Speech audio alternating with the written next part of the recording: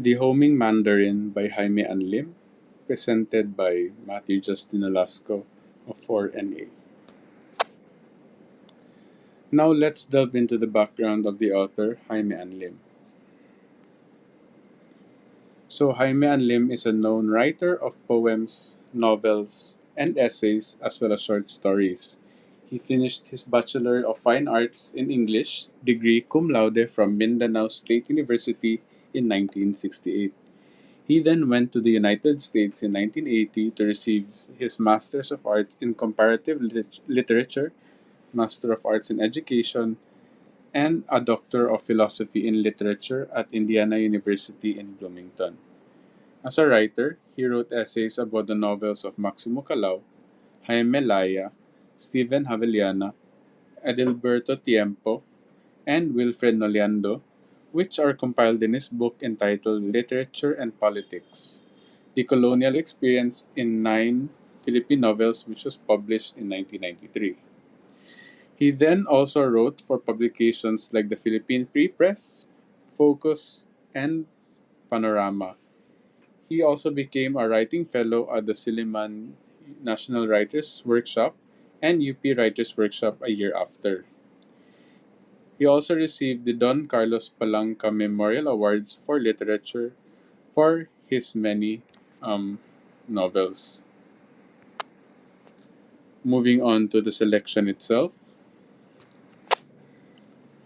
the short story entitled The Homing Mandarin can be accessed through this link below, as it contains the full um, content of the short story, as I am unable to present it today as it is too long for this presentation. So feel free to access the link below. So now let us get a glimpse of the background of this story, The Homing Mandarin. So Jaime An Lim's The Homing Mandarin, or After the First Death, There Are Others, published in 1995, is told in the point of view of Mickey, the youngest son of a Chinese refugee from a wealthy family who fled to Cebu during the height of the Civil War. The story is about two Chinese Filipino children, namely Mickey and Lisa, who were abandoned by their Chinese father just as he turned 60. Their father, having escaped the communist regime in the 1930s, longed to return to his first wife and family in Nanping, China. The story was first published in 1997 and 1977 in the literary journal The Philippine Review. Now, for the literary structure, the, the plot used in the story is man versus self. This is so as the story talks about the continual struggle of the characters, where they find it difficult to cope with the fact that their father is now returning to his family in China due to his illness, leaving them to fend for themselves, which in turn creates the slight feeling of resentment towards their father. As for the setting of this short story is in Cagayan de Oro City, Philippines in the year 1964. For the point of view, the story is told in the first person narration, um, as it is told in the point of view of Mickey, the youngest son of a Chinese refugee from a wealthy family who fled to Cebu during the height of the Civil War. For the characters, the three main characters present in this story are Mickey, the youngest son, his sister Lisa, and their father. Um, for the theme, the story makes use of the man versus self or man versus man, family, and coming of age themes in the story.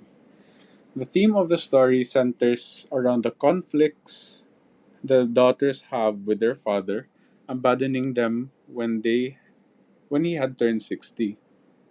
This forced the daughters to fend for themselves and allowed them to grow up or come of age, which is the identified theme of this story. So, moving on, now we have the various literary techniques which was utilized by the author to present his story in a more deep and meaningful way for the readers. So, the first literary technique used by Jaime An Lim in his short story, The Homing Mandarin, is characterization. So, through the use of the narrator's memories, such as this paragraph, I quote, indulgent and gentle, and someone who enjoyed sewing and taking care of the family store, end quote. So, by describing his mother as indulgent and gentle, and someone who enjoyed sewing and taking care of the family store, we gain insight into the character and the character's mother's role in the family, as well as how it affected him in the long run as the story progresses. So, the next aspect or literary technique used by Jaime is foreshadowing. So, Jaime An Lim hints at the father's impending death and the sense of foreboding that surrounds him, as is evident in the excerpt I quote. This was in 1964, shortly after his last consumptive attack, which racked his body with harsh, blood speckled coughing and left him bedridden for months. End quote. The details of his last consumptive attack, the doctor's lack of optimism, and the grave undertones of his friends all suggest that his condition is serious and that his time is running out.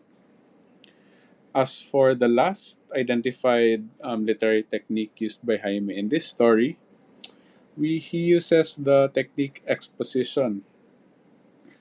So the use of informative descriptions like our father, I quote, our father came to the Philippines in the 30s during the earlier waves of Chinese migration into the country, propelled by the growing political rift between the Kuomintang of Sun Yat-sen and the Communist Party of Mao Zedong, as much as by the attraction of economic adventurism. End quote.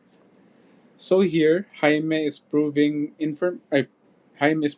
information about the protagonist's father and his migration to the Philippines, including the political and economic factors that motivated him and the other Chinese immigrants to come to the country. So that is all for my presentation regarding the short story entitled The Homing Mandarin by Jaime An Lim. I hope you all learned something from my presentation. And here are my references that were used in creating this presentation, which will be mentioned in this slide. So here are my references. So once again, thank you for listening to my report, and I hope you all have a blessed day ahead. Once again, thank you and good day, everyone.